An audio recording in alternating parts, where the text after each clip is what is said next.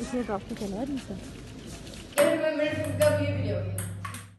अस्सलाम वालेकुम, कैसे हैं आप सब लोग। उम्मीद करती हूँ और अल्लाह से दुआ है कि आप सब लोग बिल्कुल खैर खैरियत से हों। अल्लाह ताला मुझे, आपको, हम सब के घर वालों को हर किस्म की तकलीफ़, परेशानी, आजमाइश से अपनी पनाह में रखे। आज सैटरडे है, सैटरडे को मेरी और अमजद को ऑफ होता है ऑफिस से, लेकिन बच्चों ने स्कूल जाना होता है। बच्चों को मैंने स्कूल भेज दिया था और अब मैं बना रही थी अमजद का नाश्ता। आज अमजद ने कहा कि मैं ब्रेकफास्ट में पराठा नहीं लूँगा, बल्कि मुझे ब्रेड दे दो, क्योंकि दिल पर उनके काफ़ी बोझ था। तो मैंने कहा चलें ठीक है, मैं आपके लिए ब्रेड बना देती हूँ। और ये कभी कभार तो हाफ राइस तवे पे मुझसे बिल्कुल ठीक बन जाता है और कभी इस तरह टूट जाता है, चिपक जाता है, लेकिन खैर बस खाना ही था ना अंडा, तो वो बन जाता है, तो खा लिया। तो और दूसरी तरफ मैं उबाल रही थी दूध और तीसरे चूल्हे पे बन रही थी मेरी कॉफ़ी।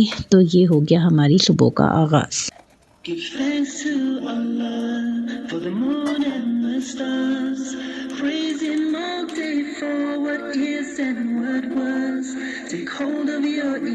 अच्छा, कॉफ़ी तो मैं बना ज़रूर लेती हूँ, लेकिन ये बस पूरे दिन जब मैं घर पे होती हूँ ना, तो मेरे साथ हर जगह पे ये कप घूमता रहता है, क्योंकि साथ साथ मैं काम कर रही होती हूँ। बैठ के पीने वाला सीन तो मेरे साथ होता ही बहुत कम ही है। जब थोड़ी सी बच जाती है आखिर में, तो फिर मैं कभी बैठ जाती हूँ। लेकिन फिर बस मैं कमरे में आई, ये जो बेड कवर है ना, मैट्रेस कवर, ये ख़राब हुआ था। मैंने कहा पहले सबसे पहले इसको मैं फ़िक्स करती हूँ, क्योंकि जब तक ये फ़िक्स नहीं होता तो फिर बेडशीट भी सही तरीके से नहीं ऊपर बिछती है। तो मैंने इसको फ़िक्स किया और ये काम तो सुबह का होता ही है, चाहे आप दफ्तर जा रहे हो, आप घर पर हो, अपना बेडरूम सेट करके जाना, क्योंकि जब आप वापस आते हैं, चाहे दफ्तर से हो या घर में भी हो, तो बेडरूम में जब भी इंसान आता है और बेड फैला हुआ हो, सिमटा हुआ ना हो, तो फिर बहुत दिल बेचैन हो रहा होता है। तो बस ये काम तो लाजमी करना ही होता ही है सुबह के वक्त। और ये छोटे छोटे काम ही होते हैं जिनमें पूरा दिन ही अक्सर निकल जाता है, चाहे दूध उबालना हो, चाहे बर्तन धोने हो। मतलब ये कि मुझे तो नहीं लगता कोई भी फीमेल जो कि जिनके बच्चे भी हों और बाकी घर की जिम्मेदारियां, कहीं बैठ के एंजॉय करके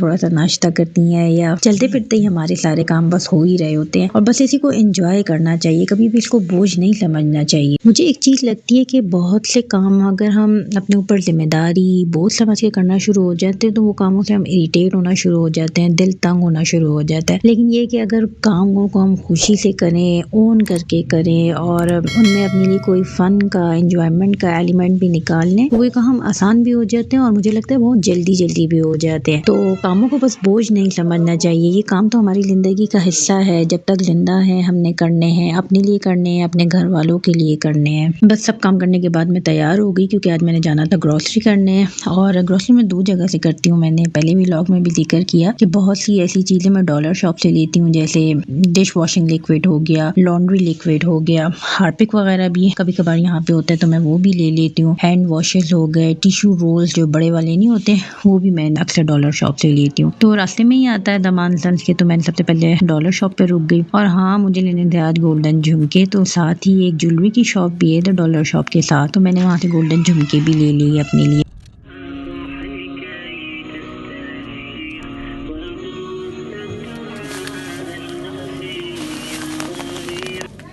ये इस तरह की बारीक चीनी का एक और पैकेट नहीं जी? ये बारीक चीनी का एक और पैकेट नहीं? बारीक तो, चाहिए? हाँ, बारीक पतली वाली ये है ना, इस तरह का। ये 5 किलो है, ये 2 ये है ना, ये देखिए ऊपर वाली।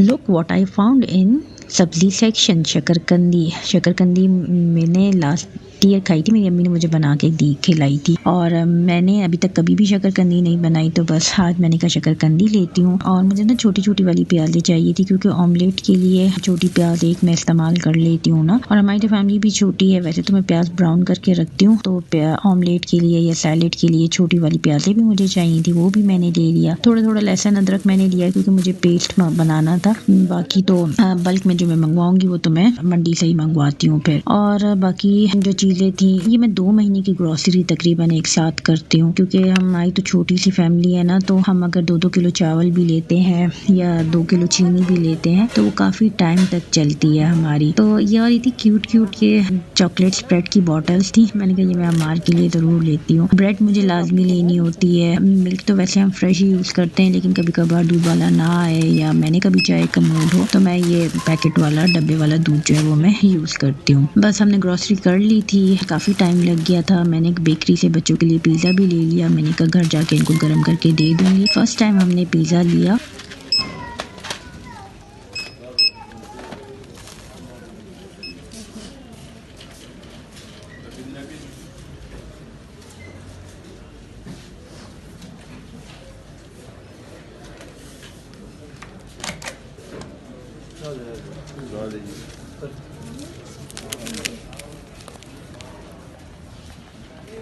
बस मार्ट से निकल के फिर हमने बच्चों को पिक किया और घर आके मैंने सबसे पहले सामान रखने से पहले भी मैंने कहा कि मैं पिज़्ज़ा गरम करती हूँ। अच्छा, मैं माइक्रोवेव में पिज़्ज़ा गरम नहीं करती, बल्कि मैं ओवन के अंदर पिज़्ज़ा गरम करती हूँ। माइक्रोवेव में गरम करने से ना थोड़ा पानी नमी नमी सी आ जाती है। ओवन के अंदर ऊपर नीचे वाली दोनों रॉड करके हम गरम करते हैं तो बहुत अच्छा सा गरम हो जाता है। लेकिन ये कि मेरे बच्चों ने कहा ये पिज़्ज़ा आप पहली और आखिरी दफ़ा लाई है, दोबारा मत लाइएगा, क्योंकि पिज़्ज़ा पे जो ये टॉपिंग है ना, ये बस मुझे बेस जो है, टॉपिंग तो फिर भी सही थी, इसमें चीज़ था, चिकन था, लेकिन ये कि जो बेस है ना वो बिल्कुल ब्रेड टाइप थी, मतलब पिज़्ज़ा डो नहीं थी, इट्स लाइक अ ब्रेड। और जब मैं काट रही थी उस वक्त भी अजीब सा था, कट नहीं रहा था सही तरीके से प्रॉपर्ली, तो मैंने कहा शायद कटर टेस्ट नहीं है। लेकिन फिर जब खाना शुरू किया तो उस वक्त भी पता चला कि अच्छा नहीं, ये नीचे बेस इसकी सही प्रॉपर्ली नहीं बनी हुई। तो बस खैर फिर मैंने कहा कि अभी तो खा लो फिर, और मैं फिर शुक्र है मेरे पास फ्रीजर के अंदर चिकन रखा हुआ था, मैंने कहा वो फ्राई कर लेती हूँ। फ्राई करने के बजाय मैंने सोचा कि ओवन तो मैंने लगाया हुआ ही है, तो ओवन के अंदर ही मैं उसको बेक कर लेती हूँ।